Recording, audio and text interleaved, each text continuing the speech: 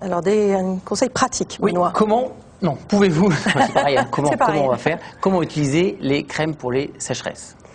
Alors il y a deux possibilités, soit l'utiliser uniquement sur la vulve, c'est-à-dire qu'avant les rapports on utilise ce lubrifiant au niveau vulvaire, soit parce que c'est quand même plus efficace, on l'utilise soit sous forme d'ovule intravaginal, soit sous forme de crème que l'on utilise aussi en intravaginal à l'aide d'un applicateur. Et là on peut l'utiliser au départ, je dirais, pendant 2, 3, 4 jours consécutifs, puis ensuite un peu à la demande, c'est-à-dire 1 à 2 fois par semaine si c'est suffisant. Alors je vais faire l'homme qui n'y connaît rien. L'ovule intravaginal, si, vous allez voir. L'ovule intravaginal, il se met dans le vagin, si j'imagine bien. C'est tout à fait. Il a un effet, c'est juste avant les rapports sexuels par exemple, ou c'est un traitement, faut le mettre le matin pour le soir, enfin voilà. C'était pas idiot votre question.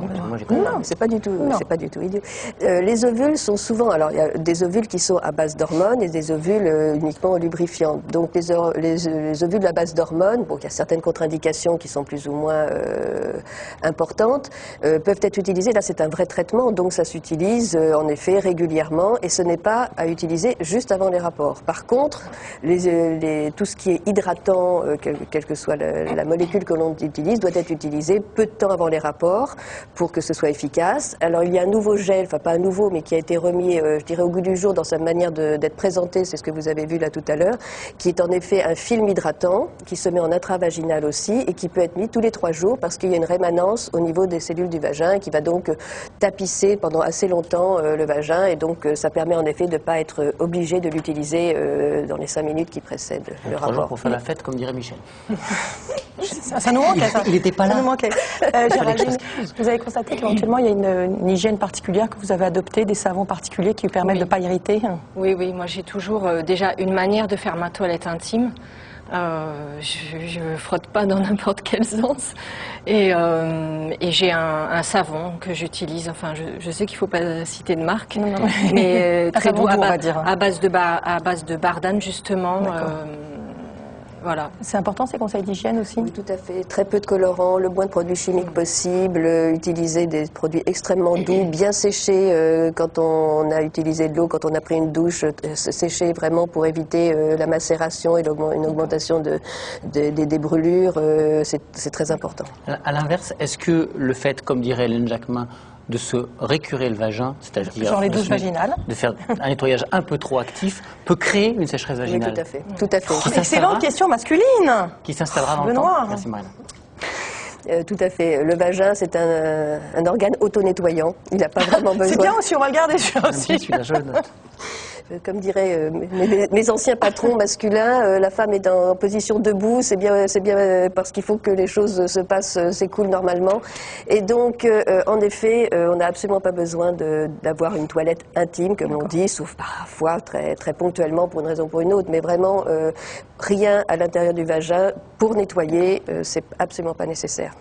On doit me retirer les glandes de Bartholin, ce qu'on vous a montré tout à l'heure sur le schéma. À cause de kystes à répétition, vais-je souffrir de sécheresse vaginale puisque ces glandes permettent effectivement une hydratation? Alors c'est une inquiétude qu'ont beaucoup de femmes. D'abord, elles ont en général beaucoup souffert à cause des bartholinites et donc ça a déjà souvent perturbé leur vie sexuelle. Parce que c'est l'inflammation de ces glandes. Absolument. Donc c'est une inflammation, ça fait mal, c'est une infection et on est obligé parfois en effet de les retirer pour éviter ces infections à répétition. Ça ne jouera pas dans la vie sexuelle. Elle ne contribue que peu, je dirais, à la lubrification. Ce n'est qu'un apport par rapport à la transsudation du vagin, par rapport aux autres glandes qui sont là, par rapport à l'excitation sexuelle qui permet en effet une meilleure lubrification. Donc elle ne s'inquiète pas, ça ne va pas jouer sur sa vie sexuelle. Lien entre antidépresseurs et sécheresse vaginale? C'est aussi une question difficile parce que lorsqu'on est déprimé, on a une libido souvent qui est diminuée, donc moins de libido, moins de sécrétion, moins de lubrification. Les antidépresseurs, est-ce que c'est les médicaments? Voilà, c'est toujours très difficile de faire la part des choses. Certaines patientes disent qu'après, sous antidépresseurs, elles ont des rapports sexuels de bien meilleure qualité parce que justement la dépression étant traitée, elles vont mieux. D'autres disent qu'en effet, il peut y avoir un effet médicament qui peut entraîner, donc il faudrait à ce moment-là, il faut voir avec le psychiatre ou le médecin qui a prescrit, voir si on peut changer de type de médicament pour s'il y a un problème de ce genre. Les légères sécheresses des jeunes femmes peuvent-elles être dues au tampon? C'est la première question, il y en a une autre après. Alors les tampons, ils doivent être utilisés à bon escient, c'est-à-dire lorsque les règles sont abondantes, avec une taille de tampon qui est tout à fait adaptée. Si vous utilisez un très gros tampon pour le changer moins souvent, eh bien ça ne va pas marcher du tout et ça va absorber complètement en effet toutes les sécrétions vaginales et vous risquez en effet d'avoir une sécheresse vaginale importante après. Et du coup, corollaire, que pensez-vous des coupes en silicone, qui sont en fait un système qui se fixe au niveau du col, c'est ça? Alors, non, les coupes, oui, si vous voulez, alors il y a plusieurs choses. Il y a des coupes qui permettent. Alors il y a les coupes de contraception, je dirais, qui sont l'équivalent des diaphragmes. Et là, il y a les coupes mensuelles qui sont très à la mode dans les pays anglo-saxons, qui commencent à arriver ici, qui sont là, que l'on met sur le col pour éviter que les saignements s'extériorisent. Donc on récupère le sang dans cette coupe. A priori, c'est du silicone et il n'y a pas de raison que ça pose un problème de sécheresse. Géraldine, est-ce que votre médecin vous a dit que ça allait peut-être empirer avec la ménopause ou a priori, voilà. En fait, j'imagine que ça vous tracasse. Il m'a rien dit du tout, mais c'est la question que je me pose. Sincèrement, je me dis, est-ce que quand je serai ménopausée, est-ce que ça va être mieux ou est-ce que ça va être pire? Pareil par rapport au Gougerot, parce que j'ai l'impression qu'il y a un lien. Et oui, je préfère pas y penser, sincèrement. On va sûrement trouver un moyen pour vous soulager. Non, mais il y aura en effet le manque d'œstrogène qui se rajoutera, mais vous prendrez un traitement et les choses devraient s'arranger avec le traitement. On a reçu beaucoup de questions, comme Josiane qui utilisait elle du blanc d'œuf comme lubrifiant, qui voudrait savoir s'il y a un risque. On ne peut pas répondre à tout, mais justement, nous sommes là pour assurer la suite, puisqu'il y a un chat qui commence, Benoît. Oui, qui commence tout de suite pendant 1 heure. Le docteur Marianne Buller, Alain Tamborini, Brigitte Boziot-Legout et Catherine Scarabin, tous gynécologues, ils sont venus en bande pour répondre à vos questions. Très nombreuses questions.